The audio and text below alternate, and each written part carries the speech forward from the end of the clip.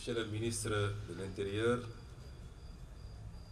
Monsieur le général de corps d'armée, chef d'état-major des armées, général des armées, Monsieur le général de division au commandant de la gendarmerie nationale et directeur de la justice militaire, Monsieur le général de division, inspecteur général des forces armées, Monsieur le vice-amiral, chef de l'état-major particulier de son Excellence, Monsieur le Président de la République, Monsieur le général de brigade, commandant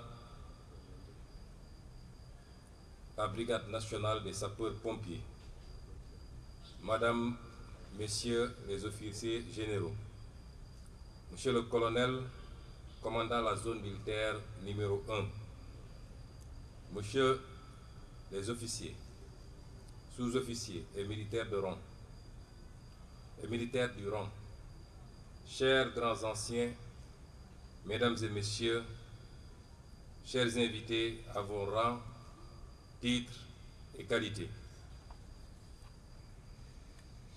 Tout à l'heure, après la projection du film, je me suis retourné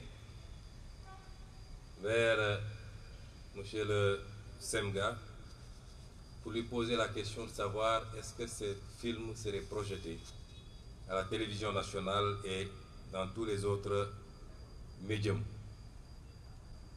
Il m'a rassuré en me disant que c'était la première et que ça ferait l'objet d'une large diffusion. J'ai posé cette question parce que les Sénégalais aiment leur armée nationale. Ils l'aiment plus que toute autre institution, tout groupement et toute individualité. L'armée nationale est certainement l'un des ciments les plus forts de notre consensus national.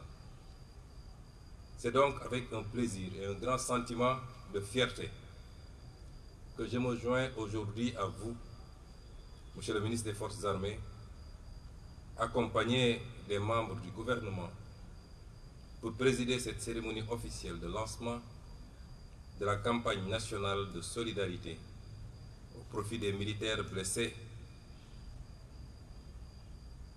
de guerre et des invalides. Je voudrais d'emblée saluer cette belle initiative du chef d'état-major général des armées qui a très vite rencontré l'onction de son Excellence, Monsieur le Président de la République, Bassirou Diomaye Diakhar Faye, chef suprême des armées. En effet, cette activité majeure qui nous réunit aujourd'hui est au cœur de sa vision et de l'engagement du gouvernement au service de nos concitoyens. Cette initiative incarne les valeurs de patriotisme et de solidarité qui guident au quotidien nos actions et notre engagement citoyen. En vérité, elle est un événement national traduisant la reconnaissance de la nation toute entière envers ces dignes filles et fils qui, aujourd'hui, sont blessés ou malades en défendant la patrie. Lorsque Monsieur le ministre des Forces armées m'a saisi pour me demander de présider cette journée, ma première réaction a été de tiquer un peu. Et ma réponse était de dire qu'à mon regard, cet événement est tellement important qu'il méritait d'être placé sous la présidence effective de son Excellence, Monsieur le Président de la République, chef suprême des armées. C'est vous dire donc que les blessés en opération et les militaires mutilés de guerre nous rappellent, si besoin en était, le véritable sens de l'engagement patriotique. Ils ravivent la mémoire de nos compatriotes, issus de toutes les forces de défense et de sécurité, tombés au champ de l'honneur pour la souveraineté de notre pays, sa sécurité et la protection des populations et de leurs biens. Je m'incline donc pieusement devant leur mémoire et réitère toute ma compassion à leur famille. Partout où ils reposent, que la miséricorde du Seigneur les accompagne. Il nous démontre surtout, par l'exemple, le besoin de développer une grande résilience au niveau individuel et sur le plan national, dans un contexte international de plus en plus complexe et imprévisible. À ce titre, je rends un vibrant hommage à nos forces de défense et de sécurité pour leur engagement sans faille, en tout temps et en tout lieu, auprès des populations, afin d'assurer la défense de notre territoire national, et ceci au prix de leur vie. Pour cette raison, je voudrais ici les citer en exemple pour notre jeunesse. Ma présence parmi vous montre à suffisance la volonté du chef suprême des armées et du gouvernement d'être davantage plus près de ses filles et fils de la nation et de leurs familles. Je salue l'effort au quotidien des armées dont les actions viennent s'adjoindre aux mesures déjà prises par le gouvernement pour la revalorisation des pensions d'invalidité, la modernisation du mécanisme de la prise en charge médicale et l'octroi de logements pour les décédés en opération. Au demeurant, cette nouvelle initiative offre à ces valeureux djambars l'opportunité de poursuivre leur contribution au développement économique et social de notre pays. C'est pourquoi je me félicite de l'approche transparente et pragmatique d'identification de projets structurants par les concernés eux-mêmes en relation avec les experts de l'Agence pour la réinsertion sociale des militaires.